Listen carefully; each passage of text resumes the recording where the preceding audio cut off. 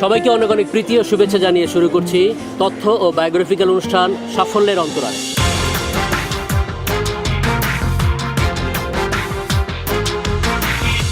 সুজলা সুফলা শস্য শ্যামলা আমাদের এই দেশ বাংলাদেশ। এদেশে বাস করে নানান ধর্মের, বর্ণের ও নানান পেশার মানুষ। এদের মধ্যে যারা কঠোর পরিশ্রম, অধ্যবসায় এবং সততার সাথে প্রচেষ্টা চালিয়েছে, কেবলমাত্র তারাই জীবনে বড় হয়েছে। আর সেই সব মানুষদের জীবনী নিয়েই আমাদের এই অনুষ্ঠান সাফল্যের অন্তরালে।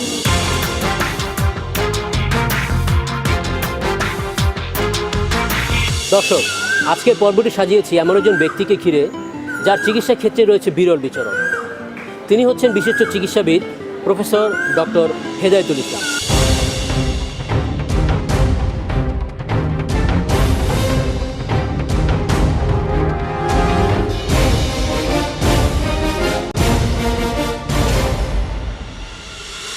চলুন দর্শক, তার উপর একটি তথ্যচিত্র দেখে আসি। অধ্যাপক ডক্টর হেদায়েতুল ইসলাম আন্তর্জাতিক খ্যাতিসম্পন্ন বাংলাদেশের প্রখ্যাত মানসিক রোগের চিকিৎসক। পিতা মরহুম আলহাজ আব্দুল কাদের এবং মাতা মরহুম ফাতেমা খাতুন। অধ্যাপক ডক্টর হেদায়েতুল ইসলাম 1934 সালের 24 সেপ্টেম্বর শরীয়তপুর জেলার ভেদরগঞ্জ উপজেলার সখীপুর থানার আরশিনগর ইউনিয়নের সাদর আলী আমিনের গ্রামে এক সম্ভ্রান্ত মুসলিম পরিবারে জন্মগ্রহণ করেন। তার পিতা মরহুম আলহাজ আব্দুল কাদের ছিলেন বাংলাদেশ সুপ্রিম কোর্টের একজন ঊর্ধ্বতন সরকারি কর্মকর্তা। অধ্যাপক ডক্টর হেদায়েতুল ইসলামের শিক্ষা জীবন শুরু হয় তার মায়ের কাছে। তারপর দ্বিতীয় শ্রেণীতে ভর্তি হন শরীয়তপুরের ডিএম খালি প্রাথমিক বিদ্যালয়ে। তার বাবার চাকরির সুবাদে এক জায়গায় বেশি দিন পড়াশোনা করা সম্ভব হয়ে ওঠেনি। তারপর ফরিদপুর হাই স্কুলে পঞ্চম শ্রেণীতে ভর্তি হন। সেখানে নবম শ্রেণীতে পড়াশোনার পর রাজবাড়ী জেলার পাংশা থানার কালুখালীর রতনদিয়া আর কে উচ্চ বিদ্যালয় থেকে কৃতিত্বের সাথে প্রথম বিভাগে এসএসসি সমমানের পরীক্ষায় পাশ করেন। এরপর পিতার কর্মস্থল ঢাকায় চলে আসেন এবং ঢাকার বিখ্যাত বিদ্যাপীঠ ঢাকা কলেজে ভর্তি হন ও কৃতিত্বের সাথে এইচএসসি সমমানের পরীক্ষায় পাশ করেন। এরপর তিনি ভর্তি হন বাংলাদেশের সর্বোচ্চ বিদ্যাপীঠ ঢাকা মেডিকেল কলেজে এবং এখান থেকেই তিনি 1960 সালে এমবিবিএস ডিগ্রি লাভ করেন। এমবিবিএস পাশের মাধ্যমে লালিত স্বপ্ন ডাক্তার হওয়া এবং স্বাস্থ্যসেবার মাধ্যমে দেশ ও জাতির সেবা করার অনন্য স্বপ্ন পূরণ হতে শুরু করে। মনোরোগ চিকিৎসা বিজ্ঞান ও সেবায় উজ্জ্বল ব্যক্তিত্ব, আন্তর্জাতিক খ্যাতিসম্পন্ন বাংলাদেশের বিখ্যাত প্রফেসর ডক্টর হেদায়েতুল ইসলাম 1961 সালের পাবলিক সার্ভিস কমিশনের পরীক্ষার মাধ্যমে সরকারি অ্যাসিস্ট্যান্ট সার্জন হিসেবে যোগদান করে কর্মজীবনে পদার্পণ করেন। 1.5 বছর সফলতার সাথে কর্মজীবন অতিবাহিত করার পর তীব্র প্রতিযোগিতামূলক নির্বাচনী পরীক্ষায় সফলতার সাথে উত্তীর্ণ হয়ে 1962 সালে তখনকার দিনের অত্যন্ত দুর্লভ সরকারি বৃত্তি নিয়ে মানসিক রোগের উপর উচ্চ শিক্ষার্থে তিনি লন্ডনে যান। লন্ডন ইউনিভার্সিটির ইনস্টিটিউট অব সাইকিয়াট্রিতে অধ্যয়ন এবং প্রশিক্ষণের জন্য নির্বাচিত হন। সফলতার সাথে প্রশিক্ষণ শেষে নির্ধারিত সময়ের আগেই তিনি 1964 সালের জুন মাসে ডিপিএম ডিগ্রি লাভ করেন এবং মনোরোগ বিশেষজ্ঞ হিসেবে সনদ প্রাপ্তি হন। এরপরে তিনি 1964 সাল থেকে 1969 সাল পর্যন্ত লন্ডনের বিভিন্ন নামিদামি হাসপাতালে মানসিক রোগ, শিশু কিশোর মানসিক স্বাস্থ্য, নিউরোলজি, জেনারেল মেডিসিন সহ বিভিন্ন বিষয়ে প্রশিক্ষণ গ্রহণ ও চাকরি করে বাস্তব অভিজ্ঞতা অর্জন করেন। 1969 সালে কানাডাতে খুব লোভনীয় কনসালটেন্ট সাইকিয়াট্রি হিসেবে নির্বাচিত হয়েও দেশের প্রতি দায়িত্ববোধ ও দেশপ্রেমে উদ্বুদ্ধ হয়ে নিজের জন্মভূমিতে চলে আসেন। 1969 সালের নভেম্বরে তিনি বাংলাদেশে ফিরে কিছুদিনের জন্য ময়মনসিংহ মেডিকেল কলেজে অধ্যাপনা করেন। 1970 সালে সিনিয়র কনসালটেন্ট হিসেবে পাবনা মানসিক হাসপাতালে যোগদান করেন। 1971 সালে মুক্তিযুদ্ধের শুরুর প্রথম দিক থেকেই মানসিক হাসপাতালের প্রধান হিসেবে যোগদান করেন এবং 1977 সালের সেপ্টেম্বর পর্যন্ত সুনামের সাথে কর্মরত ছিলেন।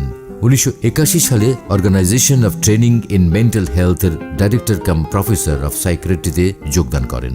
পরবর্তী সময়ে এই অর্গানাইজেশনই প্রথমে institute of mental health and research এবং এরপরে national institute of mental health হিসেবে শেরেবাংলা নগরে প্রতিষ্ঠিত হয়।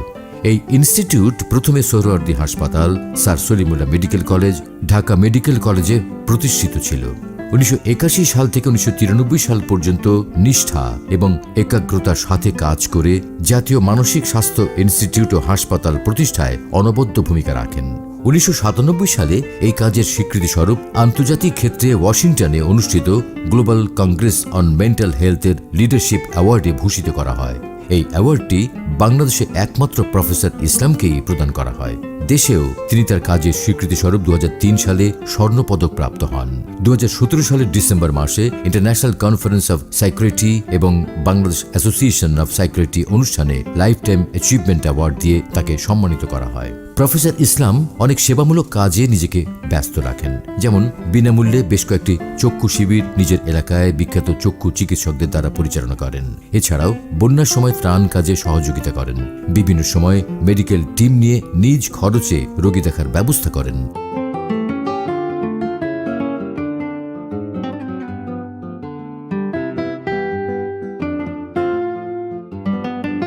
শিক্ষাক্ষেত্রে তার মরহুম বাবার স্মরণে শরীয়তপুর জেলাভিত্তিক মেধা উপবৃত্তির গত 30 বছর যাবৎ ব্যবস্থা করে আসছেন। শরীয়তপুর শিক্ষা ট্রাস্ট সৃষ্টিতে তিনি মুখ্য ভূমিকা রাখেন। এই ট্রাস্টের মাধ্যমে প্রতি বছর জেলার মেধাবী ছাত্রছাত্রীদের বৃত্তি এবং সনদপত্রের মাধ্যমে উৎসাহিত করা হয়। সখীপুর উপজেলা বাস্তবায়নের ক্ষেত্রে সব দল ও মতের প্রতিনিধিদের মত বিনিময় সভার আয়োজন করেন, যা বর্তমানে সখীপুর থানা হিসেবে প্রতিষ্ঠিত হয়। প্রফেসর ইসলামের ভাই বোনদের সকলেই সমাজের শিক্ষা ও গবেষণা কাজে নিজস্ব ভূমিকা রেখে চলেছেন। প্রফেসর নজরুল ইসলাম, প্রাক্তন chairman, university grants commission; professor doctor Monjurul Islam, প্রাক্তন ভিসি, জর্নাল Sikder university of engineering and technology; professor doctor Farzana Islam, বর্তমান ভিসি, জাহাঙ্গীরনগর বিশ্ববিদ্যালয়ে কর্মরত রয়েছেন। বৈবাহিক জীবনে তার সহধর্মিণী জাহানারা ইসলাম রাজশাহী ইউনিভার্সিটি থেকে MA পাশ করেন। বর্তমানে তিনি ঢাকা মনোরোগ ক্লিনিকের ব্যবস্থাপনা পরিচালক হিসেবে দায়িত্ব পালন করছেন।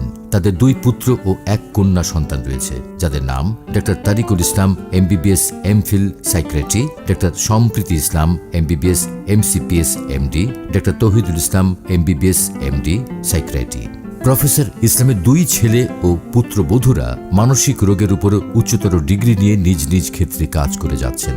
একমাত্র মেয়ে মেডিসিন ও চেস্ট ডিজিজে MD করে BS MMU তে কাজ করছে এবং জামাতা গ্যাস্ট্রোএন্টারোলজিতে MD করে অ্যাসোসিয়েট প্রফেসর হিসেবে কর্মরত রয়েছে। প্রফেসর ইসলাম মানসিক রোগীদের চিকিৎসায় 1984 সাল থেকে একই পরামর্শ ফি নিয়ে এখনো পর্যন্ত পরামর্শ দিয়ে যাচ্ছেন, যাতে করে গরিব মধ্যবিত্ত রোগীরাও তার সেবা পেতে পারে এবং আজীবন তিনি এই সেবা দিয়ে যেতে পারেন, এই কামনা করছেন। প্রফেসর ডক্টর হেদায়েতুল ইসলাম একটু অবসর সময় পেলেই পরিবারের সদস্যদের নিয়ে সময় কাটাতে পছন্দ করেন।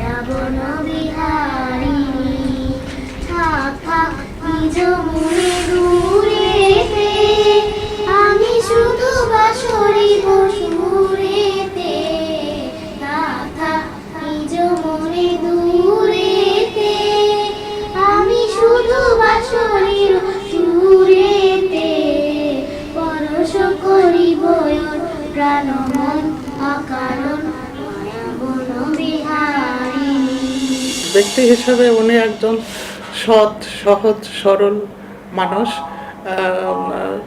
নিজের পেশাগত জীবনেও ওনার সততা বজায় রাখতে চেষ্টা করেন। মাঝে মাঝে আত্মীয় স্বজন এবং বন্ধু বান্ধব নিয়ে একত্রিত হওয়ার মাঝে আনন্দ খুঁজে পান।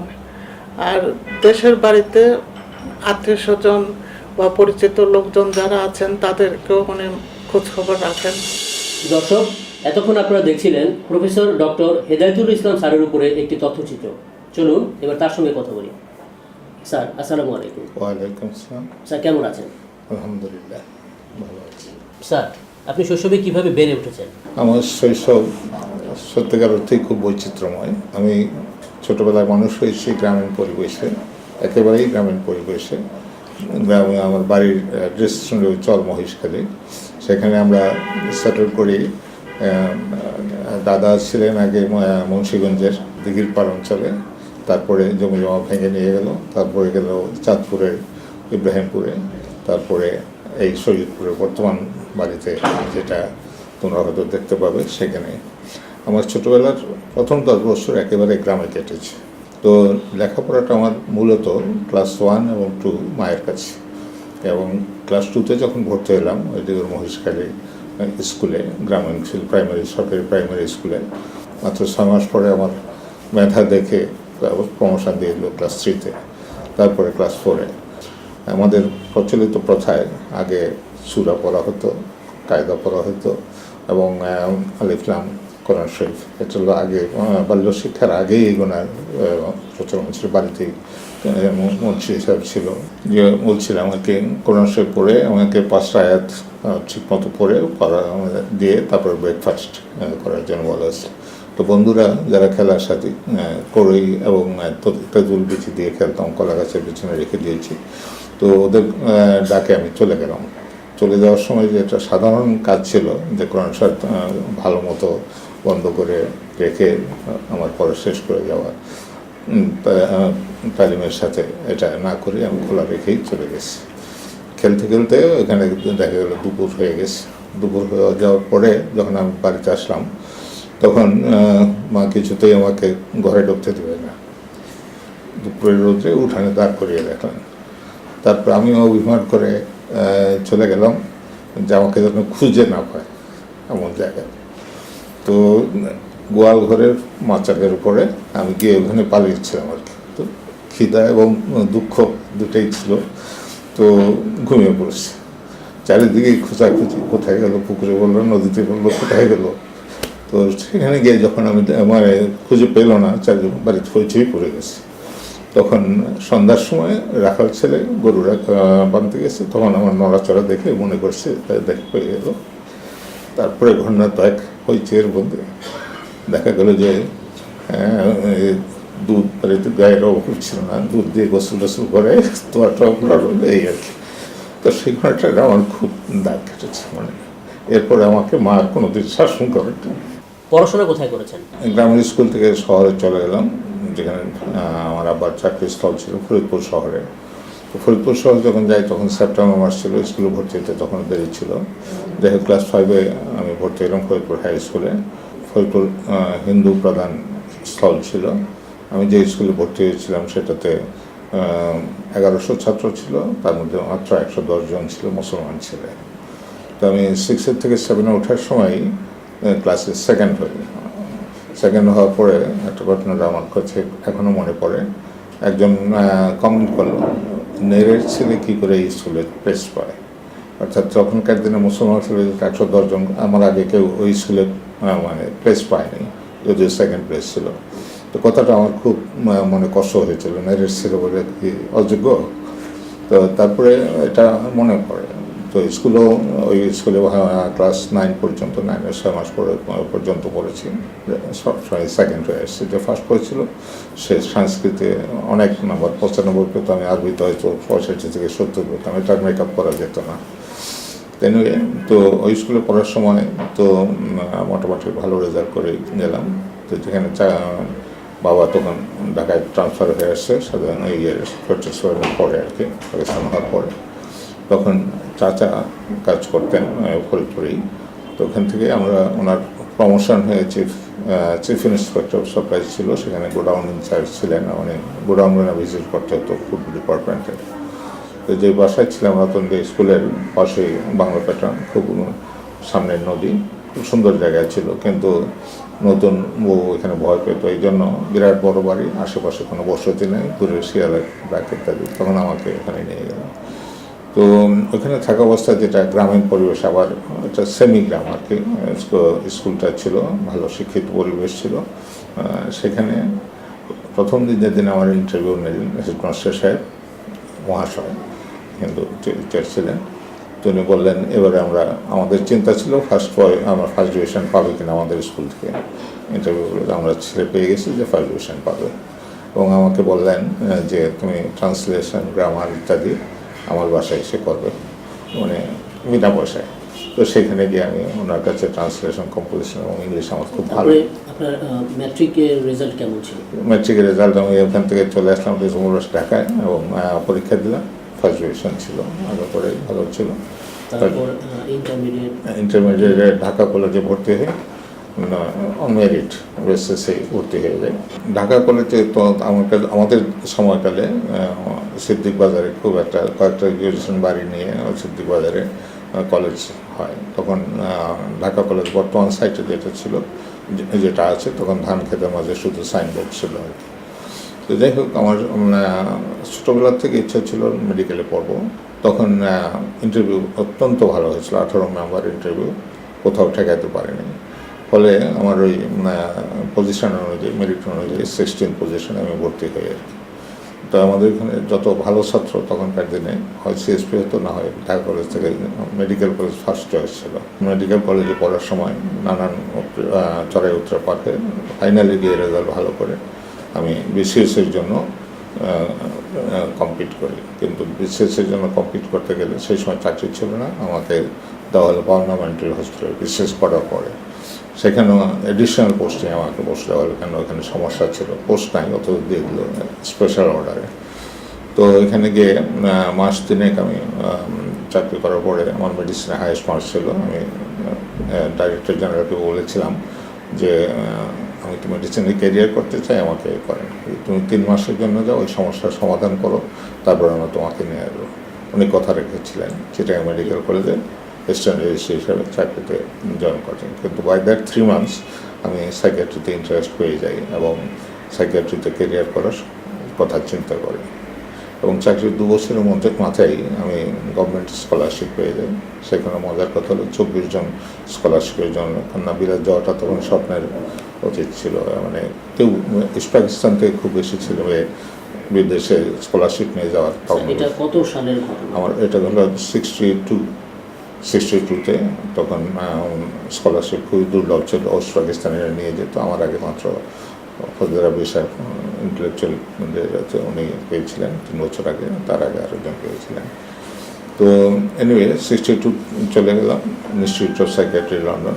সেখানে আমরা ভর্তি হলাম, 2 জন গেছিলাম আমরা স্কলারশিপে। এবং ওখানে নির্ধারিত সময়ের আগেই, স্কলারশিপ শেষ হওয়ার আগেই আমরা পরীক্ষা 2 জনই পাস করে যাই। তারপরে 3 বছরের স্কলারশিপ ছিল, তখন আমার মেডিসিনের ট্রেনিং নিয়ে ওখানে পৃথিবী বিখ্যাত হাসপাতালগুলো ট্রেনিং নেওয়ার সুযোগ হয়েছিল। তো সাইকিয়াট্রি ক্যারিয়ার করে 3 বছর শেষ হয়ে গেলে, স্কলারশিপের সময় তো আর চাকরি করা যায় না, 3 বছর শেষ হয়ে যাওয়ার পরে চাকরি করছিলাম ভালো ভালো হসপিটালে। একটা হসপিটালের কথা বলা যায়, আমি যখন দরখাস্ত করে সিলেক্ট হয়ে যাই একটা হসপিটালে, তখন ওনাকে জিজ্ঞাসা করলেন, তুমি কি ইংল্যান্ডে থাকবে? আমি বলি, না স্যার, আমি থাকবো না, যদিও এটা তো ক্যারিয়ার কোর্স, রেজিস্ট্রার কনসালটেন্ট, এইভাবে তাহলে তো আমাদের ছেলেকে দিতে হয়। তবু যদি তোমার প্রথম চাকরির দরকার হয় তাহলে আমাকে বলবে। সাথে সাথে আমি বললাম যে আমি একটা ভালো হসপিটাল দরখাস্ত করেছি। তো এখানে উনি তখন বললেন যে ঠিক আছে, ও তো আমার সিনিয়র রেজিস্ট্রার ছিল, আমি ওকে বলে দিচ্ছি। এমনভাবে বললেন যে আমার সামনেই, যে আমরা ওকে সিলেক্ট করেছিলাম, তুমি ওকে নিয়ে নিতে পারো। আমার টিচার ছিল আর কি, সেই চাকরি পেয়ে যাবে নর্থ মিডলসেক্স হসপিটাল। তো ওই চাকরি এবং পরবর্তী সময়ে চাকরি করে যখন 69-এ হঠাৎ খবর পেলাম আমার আব্বা অসুস্থ, তখন আমি ঠিক করে ফেলি যে চলে আসবো। তার আগে কিন্তু আমি কানাডায় কনসালটেন্ট হিসেবে একটা চাকরি, 2 জন দরখাস্ত করেছিলেন কানাডার জন্য। তখন $2000 বেতন মাসে ছিল। আমি চলে আসি যখন, এখানে আবার 450 টাকার বেতনের চাকরিতে ঢুকে বাংলাদেশের পেস সার্ভিসে। তারপরে ক্যারিয়ার তো প্রথমে পার্মানেন্ট হসপিটাল সিনিয়র কনসালটেন্ট হিসেবে ঢুকি। তারপরে সিনিয়র কনসালটেন্ট থেকে বাংলাদেশ স্বাধীন হওয়ার সময় তিনি ডাইরেক্টর ছিলেন, সুপারিনটেন্ডেন্ট ছিলেন, তিনি চলে আসলেন ঢাকায়, আমাকে ডাইরেক্টরের চার্জে দিয়ে আসলেন। 7.5 বছর অল টুগেদার 9 বছরের মতো পাবনায় ছিলাম আর কি। আমার সাথে পাবনা মেন্টাল হসপিটালে যেটা সবচেয়ে উল্লেখযোগ্য ঘটনা, সেটা হলো স্বাধীনতা যুদ্ধের সময় যে সমস্ত রোগীরা অ্যাট্রোসিটি, যেটা বহু রোগী, 150 জন রোগীকে আমি দেখেছিলাম যারা স্বাধীনতা যুদ্ধের ভিকটিম, এবং তার মধ্যে কিছু মেয়ে ছিল রেপ ভিকটিম। এক ভদ্রমহিলা ছিলেন, 4টা মেল মেম্বারের ফ্যামিলির মেরে ফেলা হয়েছিল, হিন্দু ফ্যামিলি ছিল। মুসলমান নাম দিয়ে, এখনো মনে আছে, কমলা রানী দাস ছিল মেয়েটার নাম, আমি কমলা বেগমের নাম দিয়ে হসপিটালে ভর্তি করেছিলাম। কিন্তু সেই সময়কার ঘটনাটা আমাদের ওয়ার্নিং দেওয়া হয়েছিল, এক ডাক্তার যিনি কমান্ডেন্ট ছিলেন, ওয়ার্নিং দেওয়া হয়েছিল, কোনো আমাদের কাছে খবর আছে তোমরা হিন্দু পেশেন্ট মুসলমান নাম দিয়ে রাখছে, কাজে এই ধরনের ঘটনা ঘটলে তোমাদের এই অন্য ডাক্তারদের যা হয়েছে কুমিল্লায়, আমারই বন্ধু ক্লাস ফ্রেন্ড, তাদের মেরে ফেলা হয়েছিল। আমি সোজাসুজি বললাম যে আমার ইন্টারফারেন্স আমি নিতে পারবো না, আমার মতো আমার বিবেক অনুযায়ী আমি রোগী কোনো ইন্টারফারেন্স সহ্য করা যাবে না। বর্তমান সময় আসতে আপনাকে কতটা পরিশ্রম করতে হয়েছে? অসম্ভব। অসম্ভব বলতে বলে ছাত্র জীবনে যেটা বিলাতের সময় সত্যি কথা যেটা 12টার সময় শুতাম, 6টার সময় উঠতাম, বাকি সময়টা পড়াশোনা পথে ঘাটে সব সময় ওই কার থাকতো না। বাসে উঠলো আমরা দুজন একখানে বসতে না পারলে আমার বন্ধুরা আমি যার যার মতো বসে পড়াশোনা করতাম। তো ওটা একেবারে তপস্যার মতো, যেই জন্য আমরা তাড়াতাড়ি আগে পাশ করেছি। ইংলিশ স্ট্যান্ডার্ড পরীক্ষায় 9% মাত্র পাশ করতাম।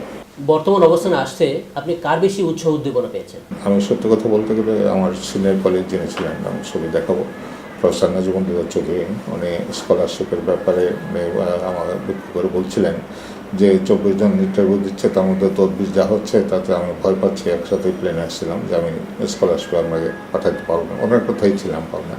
তারপরে যখন ঢাকায় আসলাম তখন বেশ কষ্ট হয়েছিল। তো হঠাৎ করে আসি তো প্রায় 5 মাস কোনো পজিশন ছিল না অন্য পোস্টে, আমার সিনিয়র লেভেলের পোস্টটা ঢাকায় ছিল না। তখন অন্য পোস্টে against post of anatomy, community medicine, এইসব পজিশন। সলিমুল্লাহ মেডিকেল কলেজে প্রায় 12-13 বছর ছিলাম। এখানে আমার এটা খুবই উল্লেখযোগ্য ঘটনা। সাইকিয়াট্রিক পপুলার করার জন্য ওয়ার্ল্ড হেলথ অর্গানাইজেশনের প্রজেক্ট ডাইরেক্টর ছিলাম আমি মেন্টাল হেলথের ব্যাপারে। এটা আমার সময় মতো মানে মেন্টাল হেলথের প্রজেক্ট ডাইরেক্টর রিটায়ারমেন্টের আগ পর্যন্ত বাংলাদেশের 4,500 ডাক্তারকে, উপজেলায় কর্মরত ডাক্তারদের 3 সপ্তাহব্যাপী ট্রেনিং দেওয়া হতো এবং মেন্টাল হেলথের উপরে মেডিকেল অ্যাসিস্ট্যান্টদের জন্য ট্রেনিং ব্যবস্থা ছিল। 6টা করে ট্রেনিং বছর হতো। সেটুনার জন্য বাংলাদেশের সব ডিভিশন ওয়াইজ ডাক্তারদের নিয়ে হতো। সার্টিফিকেট গিভিং সেরেমনিতে আমি মানে যেতাম আর কি, এবং মনিটর করা হতো। তো সেখানে দেখা গেলো যে বাংলাদেশের প্রত্যেক ডিভিশনে আনাচে কানাচে আমাকে যেতে হয়েছে। অ্যাকচুয়ালি কথায় বলতে গেলে টেকনাফ থেকে তেঁতুলিয়া। মূল উদ্দেশ্য ছিল যে সাইকিয়াট্রিস্ট কম ছিল, মাত্র 6 জন সাইকিয়াট্রিস্ট ছিলাম আমরা, বাংলাদেশ কাভার করা যায় না। তো মূল উদ্দেশ্য ছিল যে সাইকিয়াট্রিক সার্ভিসটাকে জেনারেল হেলথ ডেলিভারি সিস্টেমের সাথে ইন্টিগ্রেট করার জন্য এই ডাক্তারদের ট্রেনিং দেওয়া হয়েছিল। দর্শক, কথা বলতে বলতে সময় হলো একটি বিরতি। আমাদের সাথেই থাকুন, কোথাও যাবেন না, ফিরছে এখানে।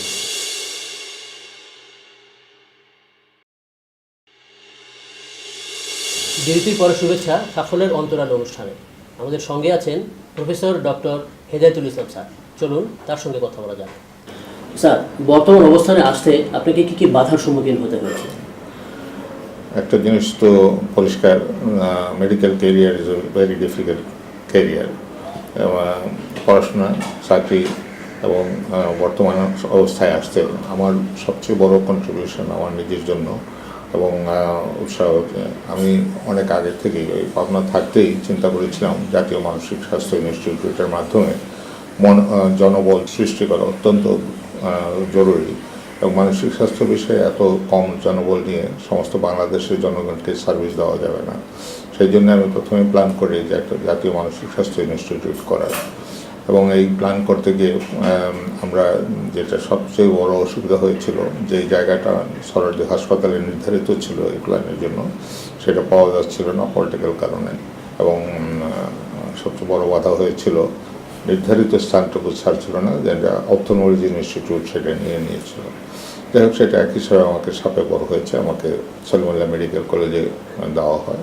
সেখানে এই যে ইনস্টিটিউট অফ জাতীয় national institute of mental health যেটা ডেভেলপ করে, এটা ব্যাকগ্রাউন্ড ওয়ার্কটা চলে। সলিমুল্লাহ মেডিকেল কলেজে থাকার সময় world health organisation mental health কম্পোনেন্টের প্রজেক্ট ডাইরেক্টর ছিলাম, ওখানকার প্রফেসর ছিলাম, এবং সাইকিয়াট্রিক সার্ভিসটা ডেভেলপ করা হচ্ছিল। এবং এই ইনস্টিটিউট ডেভেলপ করতে সবচেয়ে বড় অসুবিধা হয়েছিল সেটা হলো যে আমলাতন্ত্র যেটা বলে আর কি, পাবনা মেন্টাল হসপিটাল এটা পুশ করতে চেয়েছিল। তাদের যুক্তি ছিল আবার নতুন করে একটা কেন করা হবে, ওখানে তো সুন্দর একটা প্রতিষ্ঠান আছে। তো আমার যেই ধরনের ইনস্টিটিউট করার কথা ব্যাংক ডেভেলপ করার জন্য, ওখানে পাবনা আইডিয়াল ছিল না, কেন এখানে লোকজন যেতে চাবে না এবং টিচিং স্টাফ পাওয়া যাবে না। সেই জন্য এটার জোর দাবি তুলে হয়। আমার তরফ থেকে একটা যুক্তিতর্ক সব কিছু প্লেসমেন্ট দেওয়া হয়, এবং আলটিমেটলি দেখা গেলো যে পাবনার লোকজন, পলিটিক্যাল প্রেশার এবং আমলাতন্ত্র, ওটা নর্থ বেঙ্গলের লোক এমপি যারা ছিল তারা ইনভলভ হয়ে বাধার সৃষ্টি হয়। এবং প্রসিকিউশন ইত্যাদি সবই হয় পাবলিক ডিমোশন। এবং কিছু কিছু প্রফেশনাল কলিগও আমি ঢাকায় এটা করি, তারা চাচ্ছিল না। তো ফলে বাধাটা নানান দিক থেকে আসছিল, প্রফেশনাল পলিটিক্স, পলিটিক্যাল সিচুয়েশান, আমলাতান্ত্রিক জটিলতা ইত্যাদি। তবুও আমি বহু চেষ্টার পরে নিশ্চয়ই একটা ফেজে ডিএসসি করছিলাম, একনেক থেকে পাশ করে দিয়ে যেদিন আমি রিটায়ার করি, দেখা গেলো তার পরের দিনে একটা হেলথ কমিটি, পার্লামেন্টারি কমিটিতে আমাকে প্রেজেন্ট করতে হলো এটার যুক্তিকতাকে। এবং তারপরে ডিসিশন হয় এটা একনাকে প্লেস করে ঢাকায় করা হবে। এবং ঢাকা করার পিছনে আরও ছিল যে প্লেসটা পাওয়া যাচ্ছিল না। যে প্ল্যানটা আমরা করেছিলাম সেটা 10তলা প্ল্যান ছিল। তো 10তলা প্ল্যান চিফ আর্কিটেক্ট বলে না, এখানে 10তলা বিল্ডিং করতে দেওয়া যাবে না, পার্লামেন্ট হাউসের সংসদ ভবনের উচ্চতা হলো 9তলা বিল্ডিংয়ের। আমি ঠিক আছে, আমরা 1তলা কেটে দিয়ে করি বা আরও দরকার কেটে দিয়ে করি। তারপরে উনি আপত্তি দিলেন না, রাস্তার পাশে ইনস্টিটিউট করা যাবে না, এই জন্য যে রোগীরা যদি অঘটন ঘটায় তখন তার সমস্যা হবে। তাকে আমি বোঝাতে চেষ্টা করলাম অনেক অ্যাডভান্সমেন্ট হয়ে গেছে। এবং পাকিস্তান আমলে প্ল্যান করা হয়েছিল 275 বেডের হাসপাতাল রাস্তার পাশে, এটা প্লেস করলাম। এবং আলটিমেটলি রাজি হয়ে আপত্তি সত্ত্বেও রাজি হয়ে জমি পেতেও অনেক কষ্ট হয়েছে, কারণ এটা এগ্রিকালচার ডিপার্টমেন্ট দখলে ছিল। স্যার, কখনো কি নিজেকে হতাশ মনে হয়েছে? হতাশ তো থাকবেই। এই যে পথপরিক্রমায় চলতে গিয়ে একসময় এমন হলো চাকরি ছেড়ে দেবো। কেননা যখন ওই সরারদি হাসপাতালের জায়গাটা অপথলমোলজি ইনস্টিটিউট, তখন হেলথ ইনস্টিটিউট ছিলেন অপথলমোলজি প্রফেসর মতিন, যে ওনারকে, এবং উনি ছিলেন president of the ophthalmology society. মিটিংয়ের ডিসিশন হয়েছে, সেক্রেটারি মিটিংয়ের ডিসিশন, মিটিংয়ের পরেই ওনার অপথলমোলজির প্রফেসর ছিলেন যারা ইয়েটা দখল করেছিল, উনি গিয়ে বললেন, তখন আমাকে মিটিং থেকে ফিরে আসার আগেই আমাকে স্ট্যান্ড রিলিজ মানে তাৎক্ষণিক আমাকে পাবনায় আবার যেতে বলা হলো। কিন্তু শেষ পর্যন্ত আমি চাকরি ছেড়ে দেবো সিদ্ধান্ত নিয়েছে। বন্ধু বান্ধব জানতে পারে সামারসে মিনিস্টারকে বললো যে নাও যাবে না। ফলে তখনই এটা আমার জন্য একটা ব্লেসিং হয়েছিল সলিমুল্লাহ মেডিকেল কলেজে থাকাটা। কোনো বিষয় কি নিজেকে ব্যর্থ মনে হয় যা সুযোগ পেলে এখন আপনি করতে চান? না, আমি বলবো আমি শুধু আশাবাদী না, আমি পরিশ্রমী এবং নীতি এবং সাধনা যেটা আছে সেটা আমি নিজেকে ব্যর্থ মনে করি না। তার কারণ হলো আমি মনে করি যে আমার ব্যক্তিগত জীবনে আমি সাকসেসফুল, প্রফেশনাল লাইফে সাকসেসফুল। কঠিন সময় গিয়েছে, কিন্তু তারপর আমি হতোদ্যম হয় না, ডিপ্রেস বা আমি কখনো ছেড়ে দিইনি, লেগেছিলাম। এবং এটা লেগে থাকার কারণে আজকে যে স্বাস্থ্য ইনস্টিটিউট এখন 210 জন সাইকিয়াট্রিস্ট হয়েছে, আরও প্রফেশনাল কলিগস হয়েছে। এটা আমি মনে করি আমার জীবনের সবচেয়ে বড় সার্থকতা। এবং এটা আমি দেশে এবং বিদেশে রিকগনাইজড হয়েছে। জন্য বিদেশে global Congress of mental health যেটা হয়েছিল, আমি একমাত্র বাংলাদেশে যে লিডারশিপ অ্যাওয়ার্ড পেয়েছে, এবং এটা খুব কম লোকের সৌভাগ্য হয়। দেশের কন্ট্রিবিউশনের জন্য স্বীকৃতি স্বরূপ এটা দেওয়া হয়েছে। সবারই তো ছোটোবেলায় ইচ্ছে থাকে বড় হয়ে পাইলট হব, ইঞ্জিনিয়ার হব, ডাক্তার হব। স্যার, আপনি কি হতে চেয়েছিলেন? ক্লাস 4 যখন পড়ি তখন ক্লাসে জিজ্ঞাসা করা হয়েছিল যে কী হতে চাও? আমি ডাক্তার হতে চাই। এটা কারণ একটা উৎসাহব্যঞ্জক কারণ ছিল যে ডাক্তারের অভাব তো মানে তখনও স্বীকৃত। হোল থানার মধ্যে বোধহয় একজন এমবিবিএস, আমি দ্বিতীয় এমবিবিএস থানার, প্রথম এমবিবিএস ডক্টর সোহান বলে। তো ফলে ডাক্তারের যে ভূমিকা এটা আমি আগেতেই, আমার এখনও মনে আছে যে স্কুলের কথা বললাম, রতন দেয়া স্কুল। তো ওই হেডমাস্টার ছিলেন যে ওনার স্কুলে ফার্স্ট পেতে হবে এবং কোনো ফেলিউর থাকবে না।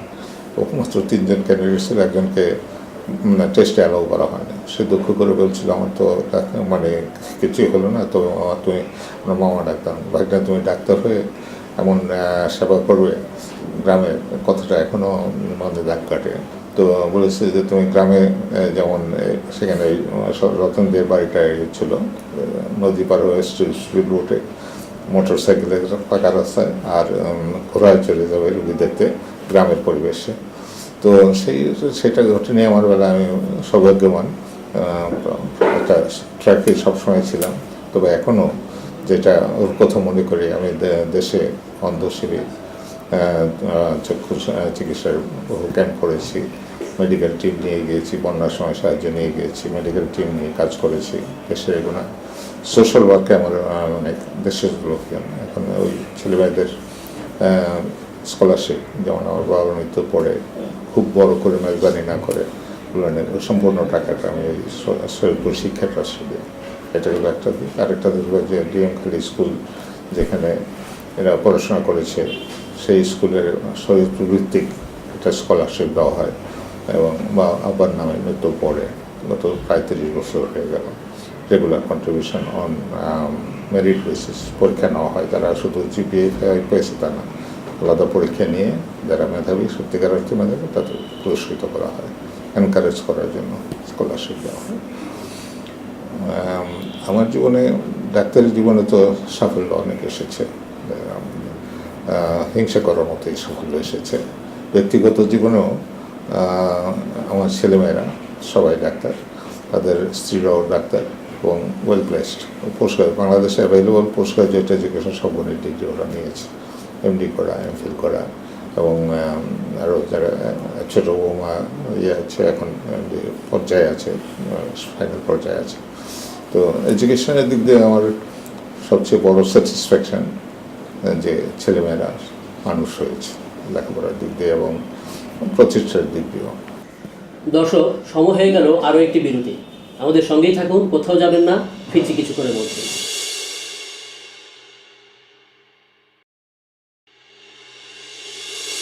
দর্শক, আবারও শুভেচ্ছা সাফল্যের অন্তরাল অনুষ্ঠানে।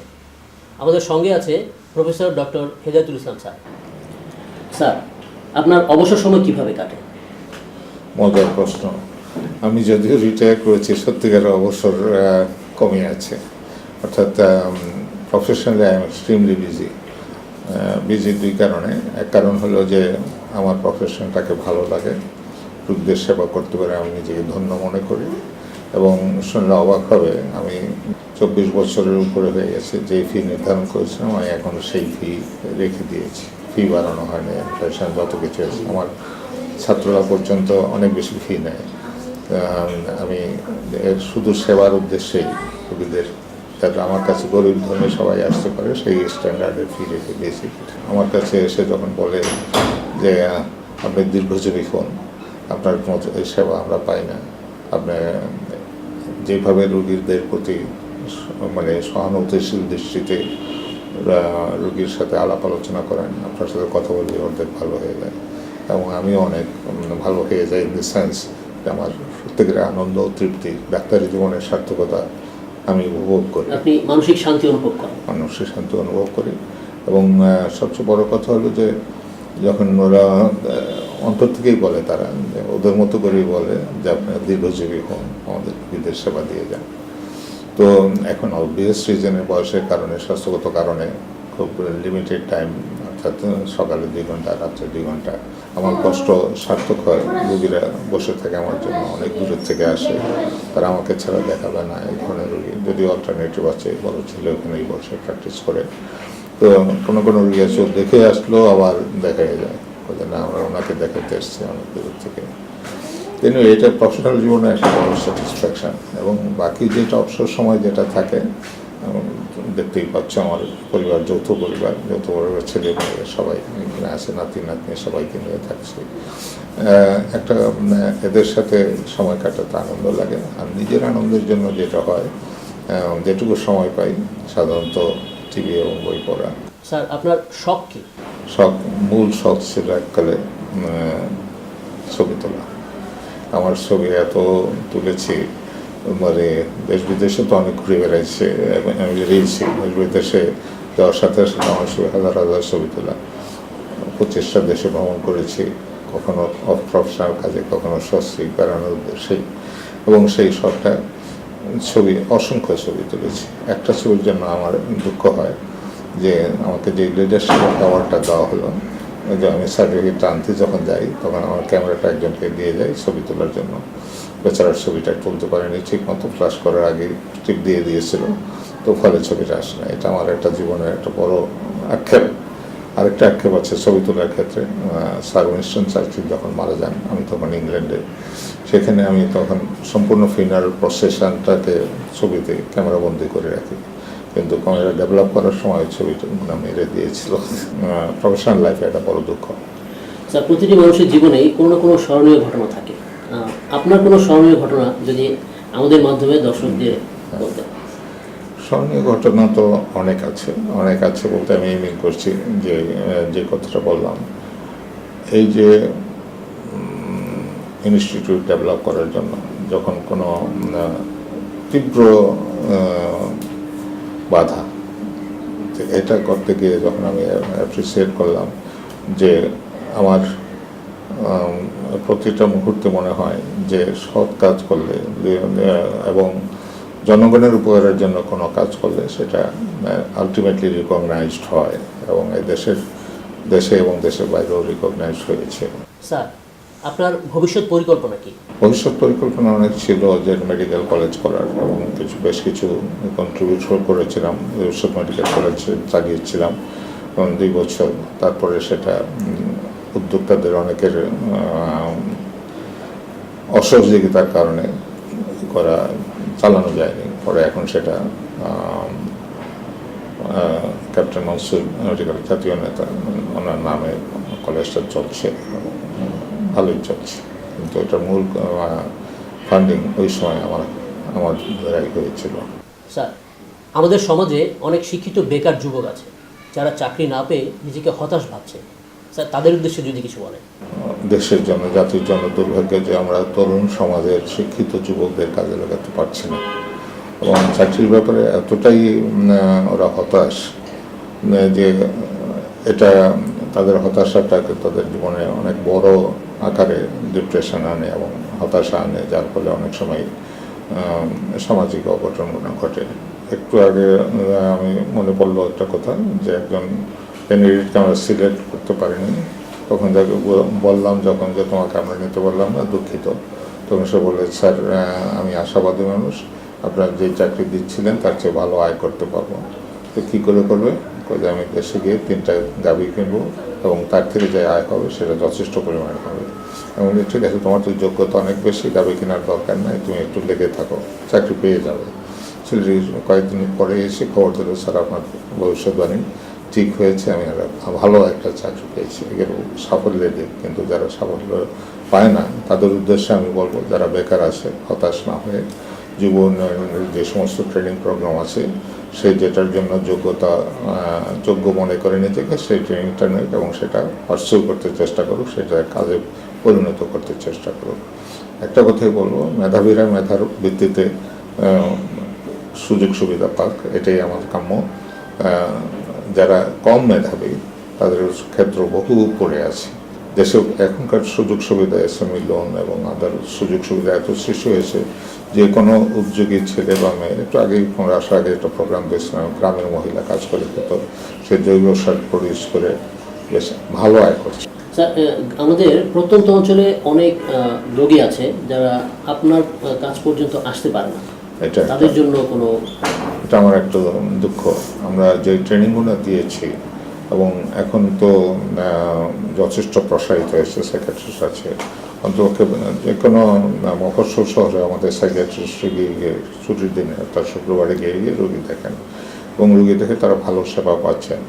তাও যদি ওইখানেও যদি অ্যাপ্রোচ না করতে পারে, তাদের আমার কাছে আসলে তাদের ওই লোকাল সেন্টারে যারা মেডিকেল কলেজগুলো আসে তাদের কাছে যেতে বলি, ভালো সেবা পাবে। কেন প্রায় মেডিকেল কলেজে এখন সাইকিয়াট্রি ডিভিশন হয়ে গেছে। কিন্তু এক সময় ছিল, যখন আমরা 6 জন মাত্রই করেছি, আমি নিজে চিটাগাং এবং সিলেট কভার করতাম। একজন ছুটিতে গেলে, স্কলারশিপে গেলে বা ফলোশিপে গেলে ওখানে করতে হতো। তো এই প্রোগ্রামটা যখন আমরা করি ডব্লিউএইচের মাধ্যমে প্রত্যন্ত অঞ্চলে সেবা দেওয়ার জন্য, তখন ওইখানে ডব্লিউএইচতে মিটিং করে বলা হয়েছিল একটা হেলিকপ্টার দেওয়ার জন্য।